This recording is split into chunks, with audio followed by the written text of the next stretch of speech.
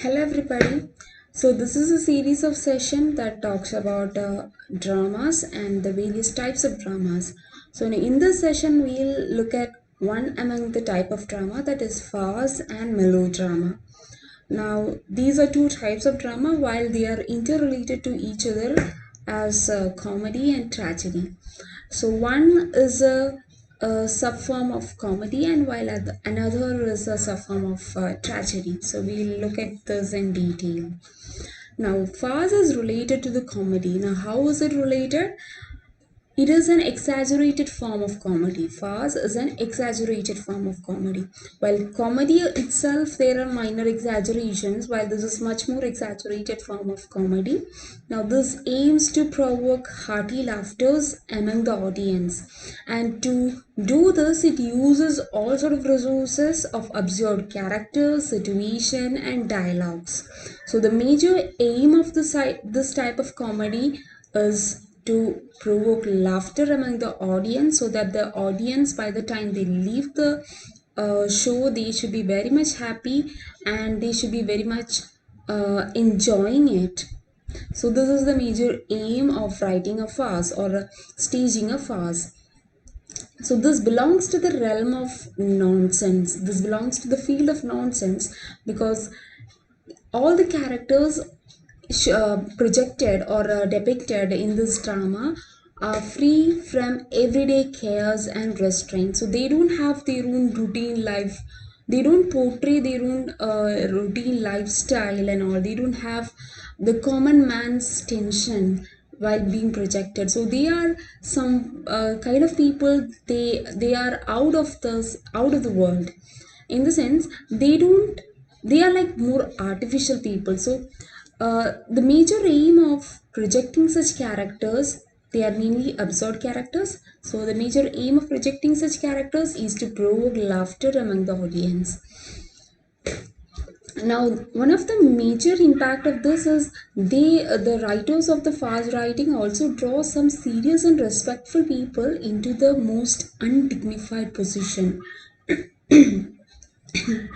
So this often involves in a certain kind of horseplay and all. So some of the major themes of the farce would be dealing with love and infidelity and marriage and all that. So there would be a lot of confusion, one in love with two or more of a person and so on. So it involves some sort of horseplay, so that it creates confusion, and the people involved into it will be very much serious and respectful people in the society. So this is what farce is all about. It is related to comedy, while it is we can see it as the worst form of comedy. The comic contents would be sort of degraded one. Now the formation of farce. So the farce in the farce there would be usually a love affair, or the love affair that has a lot of confusion, because it will be stuffed up with the horseplay. So the name of the farce comes from the Latin word which means to stuff, and the first farce that was created was simply exaggeratedly comic interludes stuffed into it.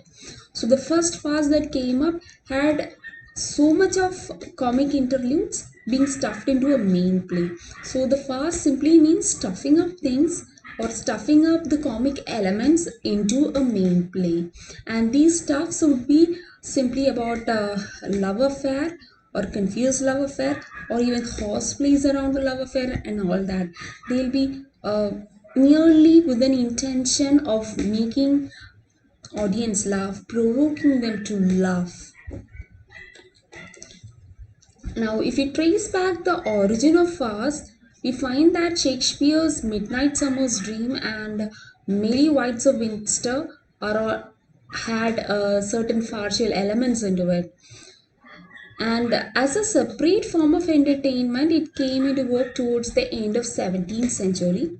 But with the sentimental comedy coming into play in the 18th century, the importance of art slightly got declined, and later on it was recovered with the anti-sentimental comedies of Goldsmith and Sheridan.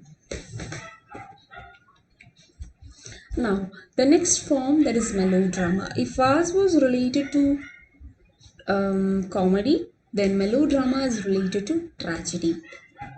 So we can call it a debased form of tragedy. Now, originally a prominent place was assigned to songs. So melodrama usually contain large number of songs into it. So it was denoted this name because of the musical element being added to it. So that's why it got the name melodrama. Melo in the sense music. So now the term is reserved for a play of brutally sensational type of play.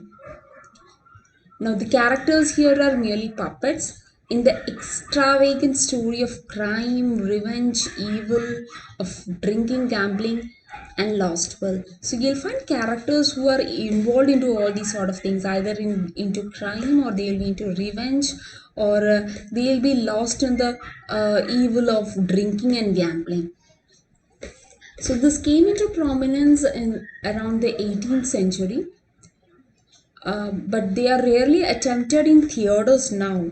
That's because rather than showing it in theaters, the movies could show it very well in a very much convincing manner.